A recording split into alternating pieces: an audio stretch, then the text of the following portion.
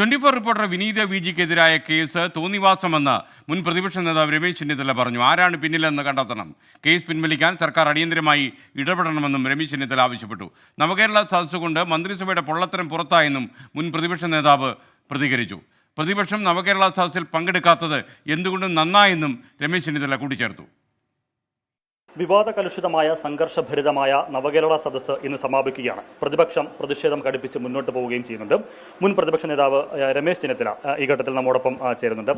ആദ്യമായി പലതരത്തിലുള്ള പ്രതിഷേധങ്ങൾ പ്രതിപക്ഷത്തിന്റെ ഭാഗത്ത് നിന്ന് നവകേരള സദസ്സിനെതിരെ ഉണ്ടായിട്ടുണ്ട്. യുവജന സംഘടനകളുടെയൊക്കെ KSUവിൻ്റെ ഒക്കെ പ്രതിഷേധം. ഇന്നലെ ഏറ്റവും ഒടുവിൽ KSUവിൻ്റെ ഒരു പ്രതിഷേധം റിപ്പോർട്ട് ചെയ്തതിൻ്റെ പേരിൽ ഞങ്ങളുടെ ഒരു മാധ്യമ പ്രവർത്തകയ്ക്കെതിരെ വിനീതയ്ക്കെതിരെ ഗുരുതര വകുപ്പുകൾ ചേർത്ത് പോലീസ് കേസ് എടുത്തിരിക്കണം. എങ്ങനെയാണ് സർക്കാരിൻ്റെയും പോലീസിൻ്റെയും ഈ നടപടിയെ താങ്കൾ നോക്കിക്കാണുന്നത്?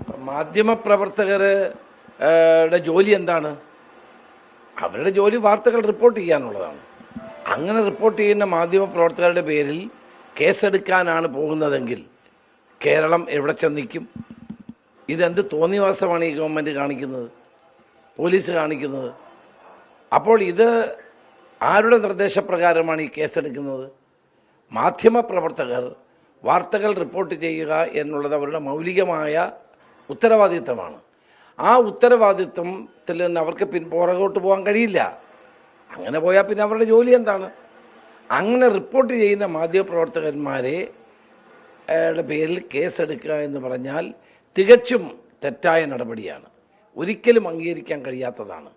ഗവൺമെൻറ് അടിയന്തരമായി ഇടപെട്ട് പോലീസിൻ്റെ ഈ കേസ് പിൻവലിക്കണം എന്നാണ് എനിക്ക് ആവശ്യപ്പെടാനുള്ളത്.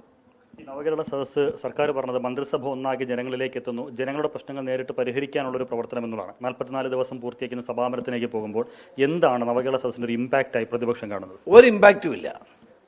ജനങ്ങൾക്ക് മന്ത്രിസഭയുടെ പൊള്ളത്തരം പിടികിട്ടി. ഏത് പ്രശ്നമാണ് പരിഹരിച്ചത്? ആരുടെ പ്രശ്നമാണ് പരിഹരിച്ചത്? കേരളത്തിലെ വികസന പ്രശ്നങ്ങളെപ്പറ്റി ചർച്ച ചെയ്തോ? ആരെങ്കിലും പരാതി വേദിയിൽ വെച്ച് പറഞ്ഞാൽ അവരെ ആക്ഷേപിക്കുന്നു. തോമസ് ചാഴിക്കാരനെ ആക്ഷേപിച്ചില്ലേ? ശൈലജ ടീച്ചറെ ആക്ഷേപിച്ചില്ലേ? അത് പേടിച്ച ഒരാളും ഈ കാര്യങ്ങൾ പറയാം. അപ്പം ഞങ്ങളതിൽ പങ്കെടുക്കാതിരുന്നത് എത്ര നന്നായി എന്നാണ് എൻ്റെ വിലയിരുത്തൽ. അത്തരത്തിൽ സർക്കാരിൻ്റെ പൊള്ളത്തരം തുറന്നു കാട്ടിക്കൊണ്ടുള്ള പ്രചരണം അത് കോൺഗ്രസ് UDF മുന്നോട്ട് കൊണ്ടുപോകുമെന്നുള്ളതാണ് രമേശ് ചെന്നിത്തല വ്യക്തമാക്കുന്നത്. തിരുവനന്തപുരത്ത് നിന്ന് ജിനു എസ് രാജിനൊപ്പം അൽ അമീൻ, 24. 24 അഞ്ചിന്റെ വജ്രത്തിളക്കം.